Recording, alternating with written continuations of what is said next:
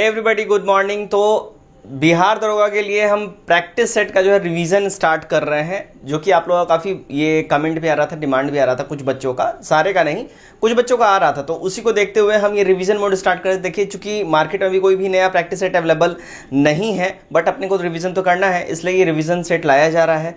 आप लोगों से उम्मीद है कि आप लोग इसको लगाएंगे और अपने कमेंट स्कोर जो है वो डेफिनेटली करें कि आपका कितना स्कोर आ रहा है प्रैक्टिस सेट रिवीजन मोड में भी। ठीक है, डेफिनेटली आपको इससे फर्क पड़ेगा, तो आप रिवीजन करते रहिए, अभी समय ठीक ठाक है, रिवीजन कीजिए, पढ़ाई कीजिए, बहुत आपको जरूरी है। नए लोग चैनल सब्सक्राइब कीजिए और आप लोग को वीडियो अच्छा लगे लाइक करिए, शेयर डेफिनेटली करिए। चलिए वीडियो स्टार्ट करते हैं। फर्स्ट क्वेश्चन है हमारा, अपने विरोधियों के प्रति किसने कठोर लौ एवं रक्त की नीति का पालन किया था। कल के भी क्वेश्चन में ये क्वेश्चन आया था, ठीक है, कल के सेट में भी ये क्वेश्चन आया था, तो मैंने आपको बताया ही था, आई होप आपको याद होगा। ठीक है, बलबन, ठीक है, सी हमारा करेक्ट आंसर हो जाएगा। बलबन ने अपने विरोधियों के अगेंस्ट लॉ एवं रक्त की नीति इसने इसी का पालन किया था। और बलबन का जो वास्तविक नाम अगर पूछा जाए, ये एग्जाम में आता है, तो उसका जो रियल नेम था वो बहाउद्दीन था। ठीक है, और यह जो है इल्तुतमिश का गुलाम था। ठीक है, इल्तुतमिश को ध्यान रखें, गुलामों गुलाम कहा जाता है, और बलबन जो है इल्तुतमिश का गुलाम था। ठीक है, इसने ही सिजदा एवं पाबौस प्रथा की भी स्टार्ट करा था। ये सब मैंने कल आपको बताया है। क्वेश्चन नंबर 2 देखते हैं। फिरोज तुगलक के द्वारा लगाया गया सिंचाई कर उपज का कुल कितना भाग होता था। तो इसके द्वारा जो सिंचाई कर जो लगाया था, इसका उपज का 1/10 भाग होता था। ठीक है, डी करेक्ट हो जाएगा। क्वेश्चन नंबर 3 देखते हैं। अकबर द्वारा इलाही संवत की शुरुआत जो है किस वर्ष की गई। तो अकबर द्वारा इलाही संवत की जो शुरुआत है ये करा गया था 1853 में। बी हमारा एब्सोल्यूट करेक्ट हो जाएगा। ठीक, चलिए क्वेश्चन नंबर 4 देखते हैं। निम्नलिखित में से किसे मराठा का मैकियावेले कहा गया है। तो मराठों का मैकियावेले की अगर बात कहें तो ये कहा गया है नाना फडणवीस को। ठीक है, ये यहाँ एब्सोल्यूट हमारा करेक्ट हो जाएगा। 5 नंबर देखते हैं। पाहुल प्रणाली की शुरुआत किसके द्वारा किया गया। देखिए, पाहुल प्रणाली की जो शुरुआत है ये स्टार्ट किया गया था गुरु गोविंद के द्वारा। सी यहाँ करेक्ट हो जाएगा हमारा। ठीक है, सिख धर्म के 10वें गुरु थे गुरु गोविंद, और अंतिम गुरु भी थे। ठीक है, इन्हीं के द्वारा पाहुल पद्धति की शुरुआत की गई थी। गुरु गोविंद सिंह का जन्म बहुत बार पूछा गया है, तो ध्यान रखिए, गुरु गोविंद सिंह का जन्म जो है ना 1666 में होता है, यानी कि 1666। बहुत आसान है इनका डेट याद रखना। ठीक है, कहाँ हुआ था, तो पटना में हुआ था। 6 नंबर देखते हैं। मुस्लिम शिक्षा के विकास के लिए प्रथम मदरसा की स्थापना कब की गई थी। तो प्रथम मदरसा की स्थापना जो अगर इसकी बात की जाए तो 1781 में की गई थी। बी यहाँ हमारा करेक्ट हो जाएगा। नंबर 7 देखते हैं। दास प्रथा का अंत किस गवर्नर जनरल के शासनकाल के दौरान किया गया था। दास प्रथा का अंत जो है ये लॉर्ड एलनबरो के शासनकाल के समय में किया गया था, यानी ऑप्शन नंबर सी यहाँ हमारा एब्सोल्यूट करेक्ट हो जाएगा। ठीक है, दास प्रथा का अंत जो है 1843 में एक्ट 5 के द्वारा, किसके द्वारा, एक्ट 5 के तहत इसका समाप्ति किया गया था। और इस समय भारत का गवर्नर जनरल कौन था, तो लॉर्ड एलनबरो था। इसका शासनकाल अगर पूछा है कब से कब तक था, तो 1842 से लेके और 44 तक था। ध्यान रखिए बात। ठीक है, चलिए नेक्स्ट देखते हैं। क्वेश्चन नंबर 8 क्या बोला जा रहा है। देखिए, प्रसिद्ध रिम्पाओ विद्रोह का जो संबंध है किस राज्य से है। तो रिम्पाओ विद्रोह जो ये है इसका रिलेशन है आंध्र प्रदेश से। ये यहाँ करेक्ट हो जाएगा हमारा। 9, भारतीय सुधार समिति की स्थापना किसने की थी। देखिए, भारतीय सुधार समिति की जो स्थापना करा गया था वो दादा भाई नौरोजी के द्वारा किया गया था। ये करेक्ट हो जाएगा। ठीक, 10 नंबर देखते हैं।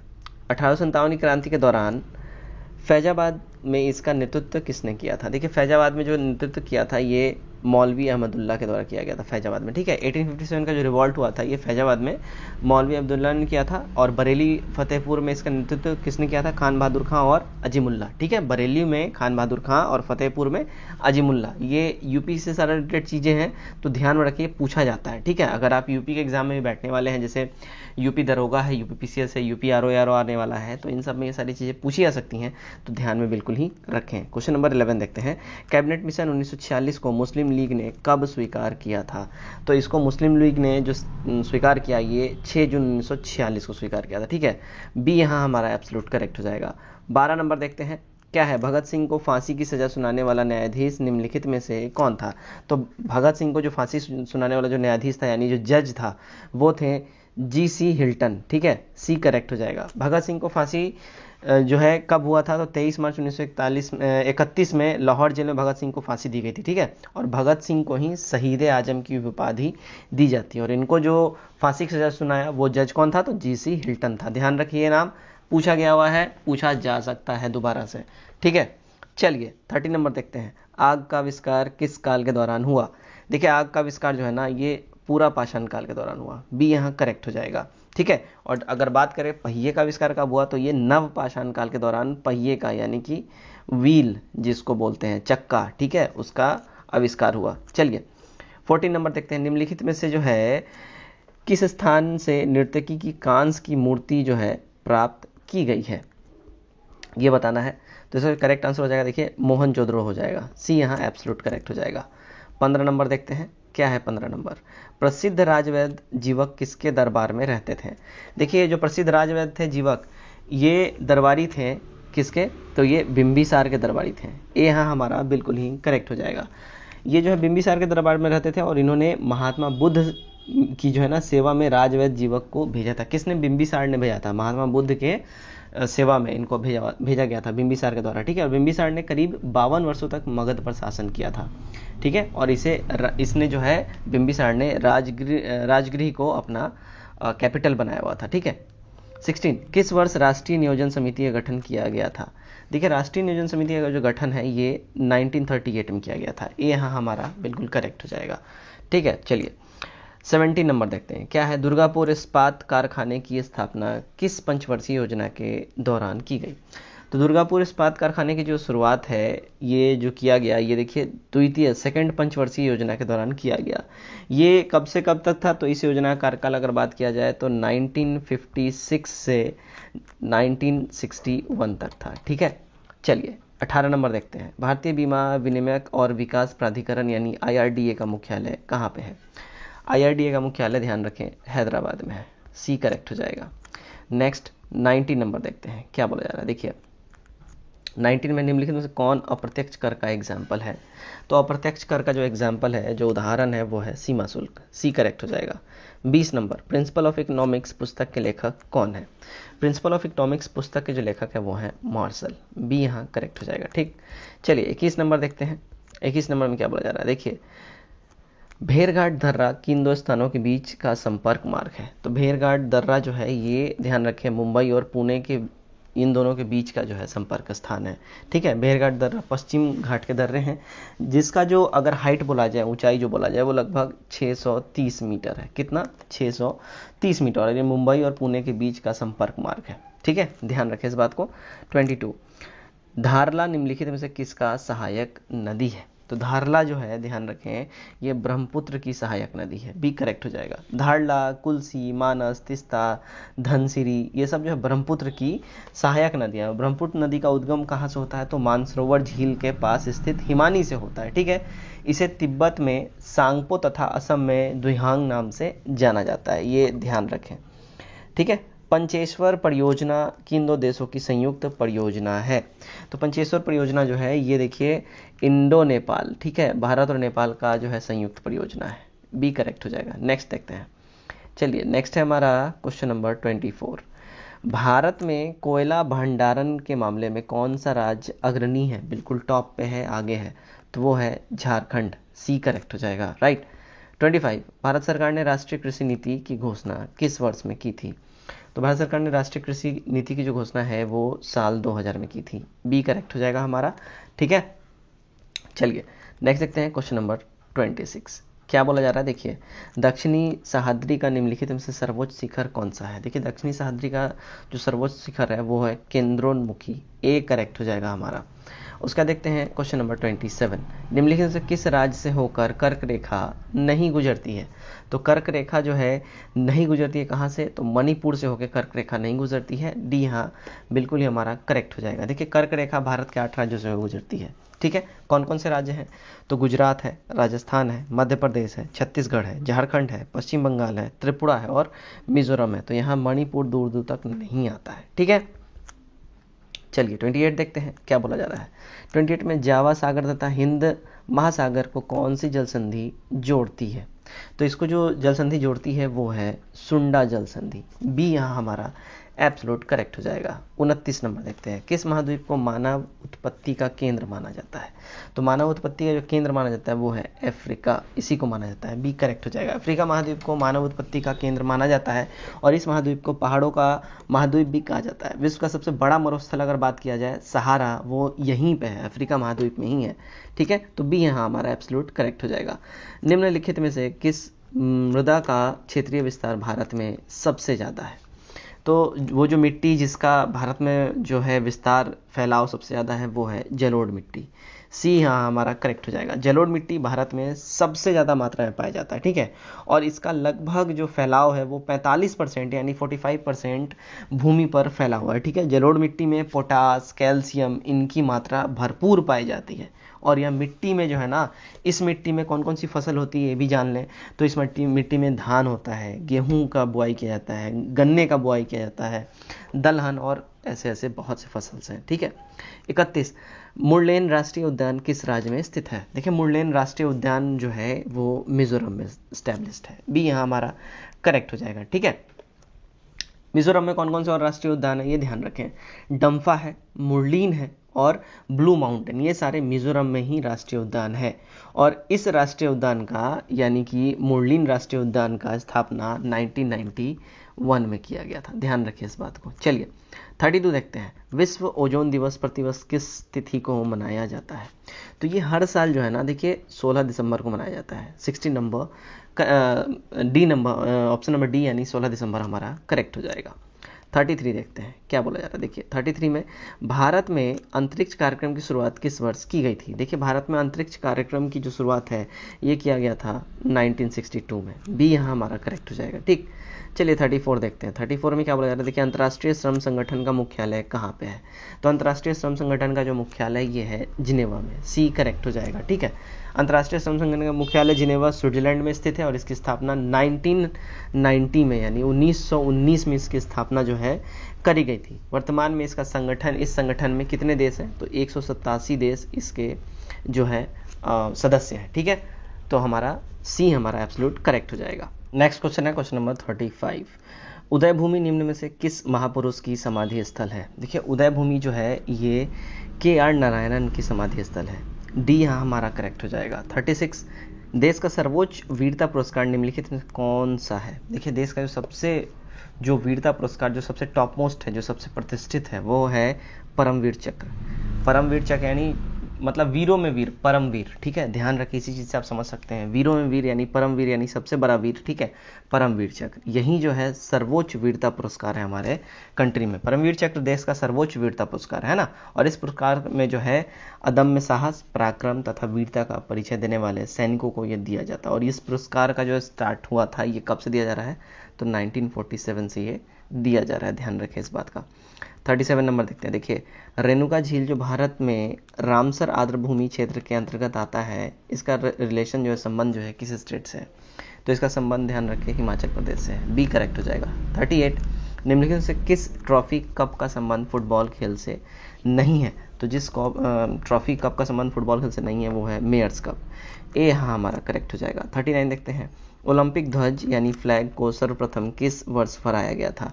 तो सबसे पहले इसको जो फहराया गया देखिए 1920 में फहराया गया था। ए हाँ हमारा बिल्कुल करेक्ट हो जाएगा। ओलंपिक ध्वज को सबसे पहला एंटवर्प यानी बेल्जियम के ओलंपिक में 1920 में इसको फहराया गया था। ध्यान रखें इस बात को, ठीक है। और इस ध्वज का निर्माण बैरोन पियरे डी कोबर्टीन ने किया था। इस बात का ध्यान रखिए, पूछा जा सकता है। 40 नंबर, सूचना क्रांति के जनक के रूप में किसे जाना जाता है? देखिए सूचना क्रांति के जनक के रूप में आर्थर सी क्लार्क को जाना जाता है, ठीक है। यानी कि ऑप्शन नंबर ए हमारा करेक्ट हो जाएगा। 41 देखते हैं। किस संविधान संशोधन के तहत राष्ट्रपति के निर्वाचन मंडल में केंद्र शासित प्रदेश दिल्ली या पुडुचेरी के निर्वाचित सदस्यों को भी शामिल किया गया था? तो ये जो शामिल किया गया देखिए 70वां संविधान संशोधन के अंतर्गत, यानी ऑप्शन नंबर सी करेक्ट हो जाएगा, ठीक है। देखिए आर्टिकल 54 के हिसाब से राष्ट्रपति का निर्वाचन एक निर्वाचन मंडल के द्वारा होता है, ठीक है। जिसमें कौन कौन होते हैं? देखिए संसद के दोनों सदनों के निर्वाचित सदस्य इसमें होते हैं, राज्य की विधानसभाओं के निर्वाचित सदस्य इसमें होते हैं और केंद्र शासित प्रदेश जैसे दिल्ली और पुडुचेरी के निर्वाचित सदस्य इसमें भाग लेते हैं। ध्यान रखें इस बात का। और ये जो है देखिए 70वां संविधान संशोधन हुआ था 1992 में, इसके द्वारा ही इन दोनों दिल्ली और पुडुचेरी को जो है ना केंद्र शासित प्रदेश, इसको भी राष्ट्रपति निर्वाचन संशोधन प्रक्रिया में ऐड ऑन किया गया। क्वेश्चन नंबर 42 देखते हैं हम, ठीक है। लोकसभा के बैठक को गणपूर्ति के अभाव में स्थगित करने का अधिकार किसे है? देखिए इसको स्थगित करने का जो अधिकार है, देखिए ध्यान रखें हमेशा लोकसभा अध्यक्ष को है। बी करेक्ट हो जाएगा। 43, किस अनुच्छेद के तहत न्यायालय द्वारा संसद की कार्यवाही की जांच पूर्णतः निषेध है? तो ये जो है ध्यान रखें, ये आर्टिकल 122 के तहत है। सी करेक्ट हो जाएगा हमारा। अनुच्छेद 122 के तहत कोई भी न्यायालय संसद की कार्यवाही की जांच नहीं कर सकता है। ठीक है। 44, भारतीय संविधान की उद्देशिका में कितने प्रकार के न्याय का वर्णन किया गया है? देखिए इसमें जो है 3 प्रकार के न्यायों का वर्णन किया गया है। बी करेक्ट हो जाएगा। ठीक है। पहला जो इसमें वर्णन है वो है सामाजिक न्याय के बारे में, दूसरा आर्थिक न्याय के बारे में और तीसरा राजनीतिक न्याय के बारे में। तो यही तीनों न्याय के बारे में वर्णन किया गया है। 45, निम्नलिखित में कौन स्वतंत्र भारत के पहले सूचना एवं प्रसारण मंत्री थे? बहुत ही बढ़िया क्वेश्चन है। ठीक है। अंतरिम सरकार से या जब एक्चुअल गवर्नमेंट जब बनी स्वतंत्र भारत की तो उसमें कौन थे, ये मैंने बार बार आपको बोला है। हमारे क्लासेस चले हैं लूसेंट के भी, उसमें भी मैंने आपको बोला है और मैंने प्रॉपर एक वीडियो ही बना के इसके ऊपर दी है। अगर आपने नहीं देखा है तो गलती आपकी है, जरूर जाके वो देखे वीडियो। ठीक है।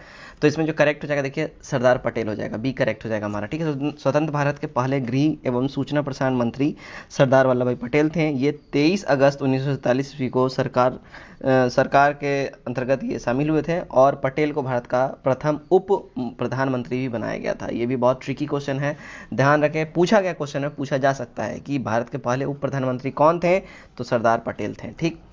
नेक्स्ट की ओर बढ़ते हैं। 46, निम्नलिखित में से कौन सा युग्म जो है इसमें सुमेलित नहीं है? इसमें जो युग्म सुमेलित नहीं है ध्यान रखें हमारा, इसमें विधि द्वारा स्थापित प्रक्रिया ब्रिटेन ये गड़बड़ है और द्विसदनीयवाद ये यूएसए ये भी गड़बड़ है, ध्यान रखिए। चलिए ठीक है।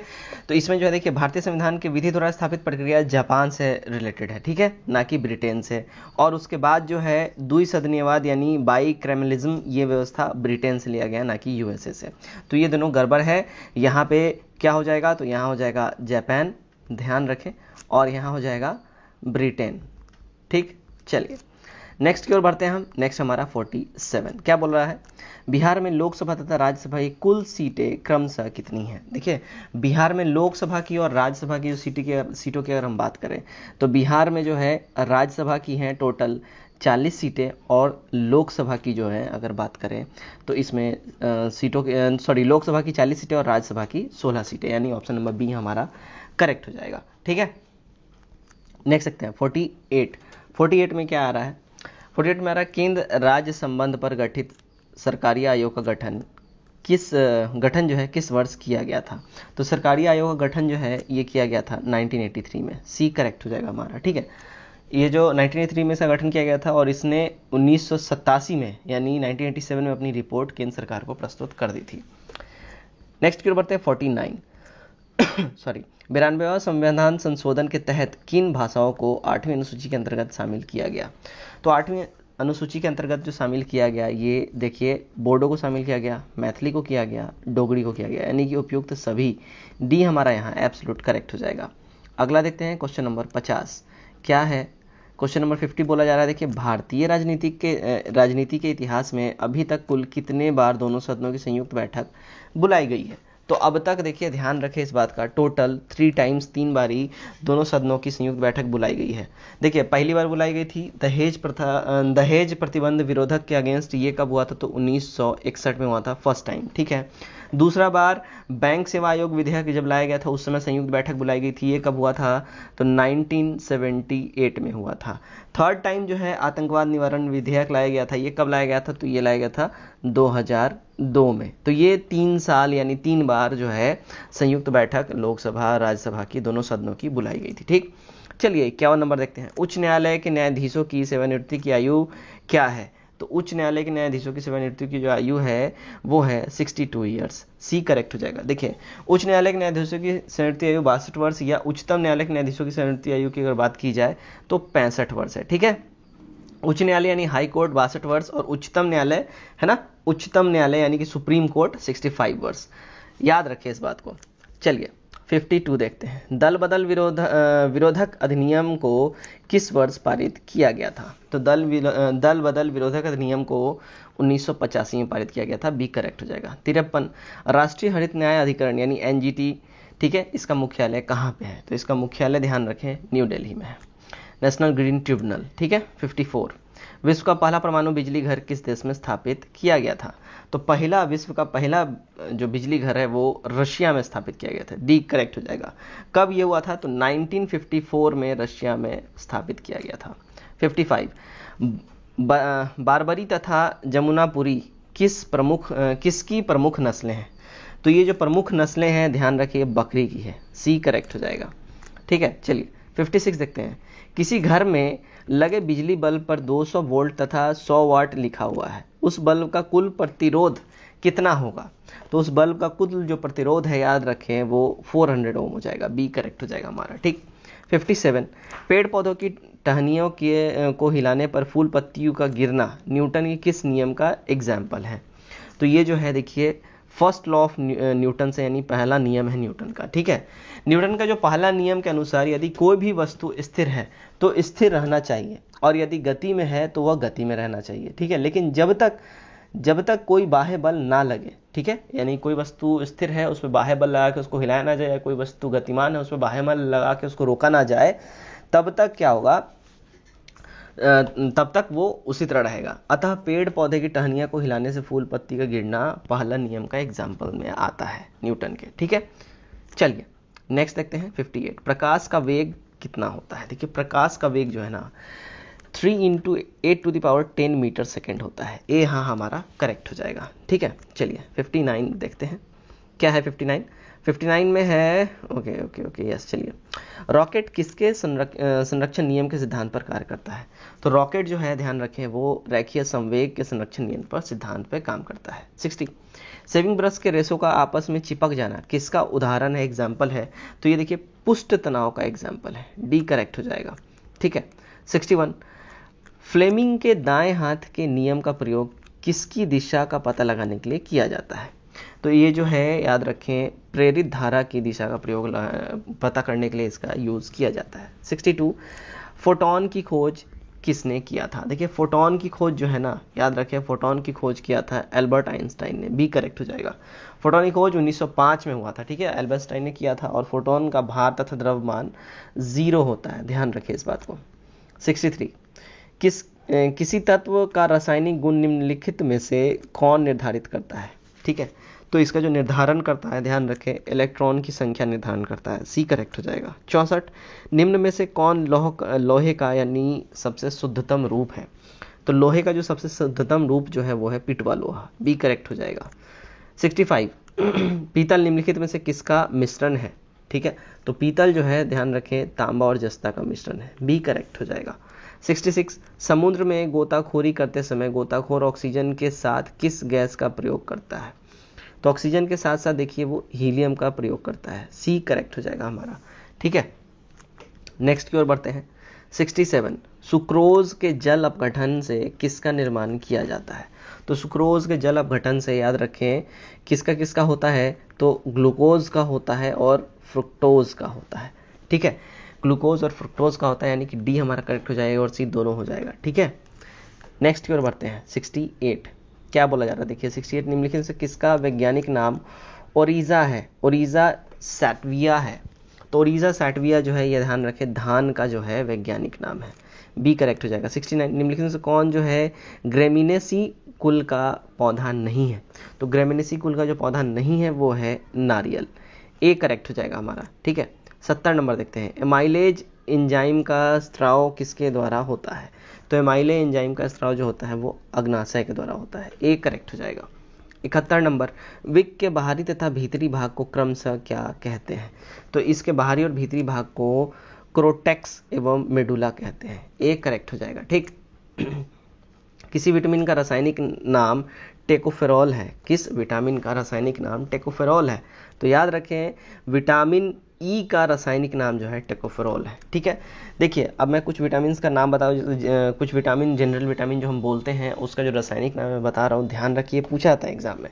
विटामिन सी को एस्कॉर्बिक एसिड बोलते हैं। ठीक है, विटामिन डी को कैल्सीफेरॉल बोलते हैं, और विटामिन के को फेलोक्विनोन बोलते हैं। ठीक है, ध्यान रखें इस बात को।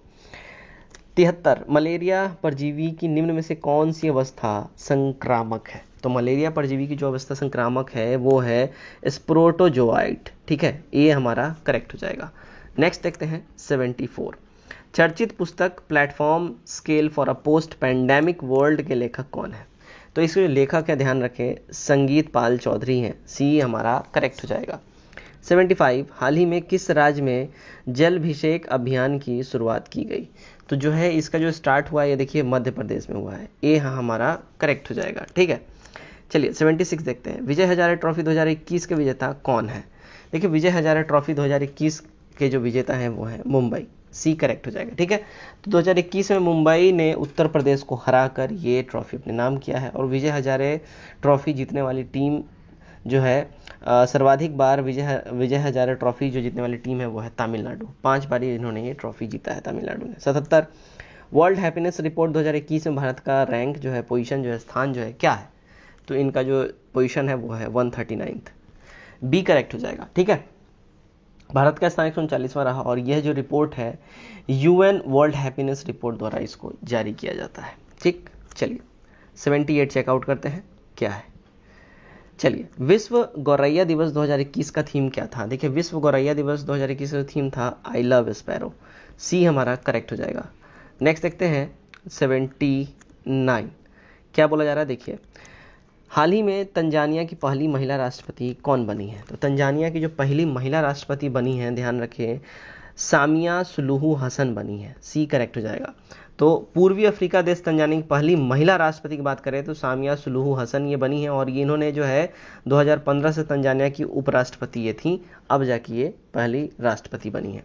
80 नंबर देखते हैं। दूसरे खेलो इंडिया यूनिवर्सिटी गेम्स 2021 की मेजबानी कौन सा राज्य करेगा? तो ये जो है कर्नाटक करने वाला है। डी हमारा करेक्ट हो जाएगा। ठीक, 81 नंबर देखते हैं। इथेनॉल नीति शुरू करने वाला भारत का पहला राज्य कौन बना है? तो इथेनॉल नीति शुरू करने वाला भारत का जो पहला राज्य बना है वो है बिहार। बी करेक्ट हो जाएगा। बिहार सरकार ने इथेनॉल उत्पाद नीति 2021 को मंजूरी दे दी है, जिसके जरिए इथेनॉल प्रमोशन नीति बनाने वाला बिहार भारत का पहला राज्य बन गया है। 82 देखते हैं। हाल ही में किस भारतीय अभिनेता को फिल्म आईक्यू पुरस्कार 2021 से सम्मानित किया गया है? तो आईक्यू पुरस्कार 2021 से जिन्हें सम्मानित किया गया है वो हैं अमिताभ बच्चन। ए करेक्ट हो जाएगा।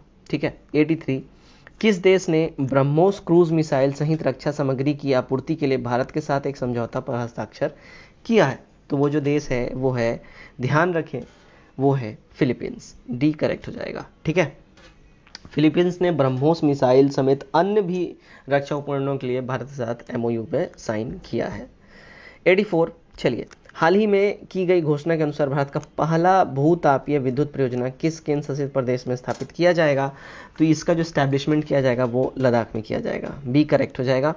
चलिए 85 देखते हैं। 85 में क्या है? भारत का पहला स्वदेशी 9mm मशीन पिस्टल, 9mm जो है मशीन पिस्टल किसके द्वारा विकसित किया जा रहा है? तो किया गया है, तो ये जो है विकसित किया गया है, ध्यान रखें, डीआरडीओ तथा भारतीय सेना के द्वारा। ठीक है, तो यहाँ हमारा जो है डी करेक्ट हो जाएगा। ए और सी दोनों ने संयुक्त रूप से मिलकर इसको करा है।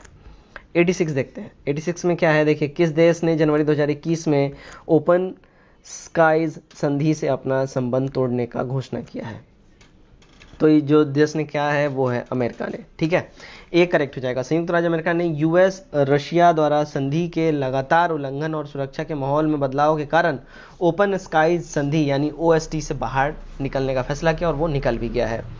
87, किस राज्य ने जनवरी 2021 में अपना पहला राजकीय पक्षी जो है महोत्सव जो है कलराव का आयोजन किया? तो इस पहला जो ये आयोजन हुआ है वो करा है बिहार गवर्नमेंट ने। ठीक है, बिहार के पहले राजकीय पक्षी महोत्सव यानी बर्ड फेस्टिवल कलराव की शुरुआत जमुई जिले के नागी नकटी बई सेंचुरी से करी गई है। ठीक है, ये करेक्ट हो जाएगा।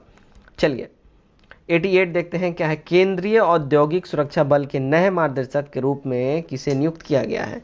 तो नए महानिदेशक जो हैं वो हैं सुबोध कुमार जायसवाल। डी हमारा यहाँ एब्सोल्यूट करेक्ट हो जाएगा। 89 नंबर चेकआउट करते हैं। हाल ही में सत्यपाल की मृत्यु हो गई है, इनका संबंध किस क्षेत्र से था? तो सत्यपाल जी का जो संबंध था वो था फैशन डिजाइनर, वो थे। ये हमारा करेक्ट हो जाएगा। 90 नंबर देखते हैं। One nation one ration card योजना लागू करने वाला भारत का पहला राज्य संयुक्त रूप से कौन है? तो संयुक्त रूप से जो पहला राज्य है वो देखिए वो है राजस्थान और कर्नाटका। बी हमारा करेक्ट हो जाएगा। ठीक, चलिए 91 देखते हैं। WHO ने हाल ही में किस देश को मलेरिया मुक्त घोषित किया है? तो WHO ने मलेरिया मुक्त जो घोषित किया है वो किया है, ध्यान रखें, अल सल्वाडोर को, सी करेक्ट हो जाएगा। 92 67वें राष्ट्रीय फिल्म पुरस्कार 2021 के तहत किस फिल्म को सर्वश्रेष्ठ हिंदी फिल्म का खिताब दिया गया है? तो सर्वश्रेष्ठ हिंदी फिल्म का खिताब जो मिला है वो है छिछोरे, बी हमारा करेक्ट हो जाएगा। 93 देखते हैं।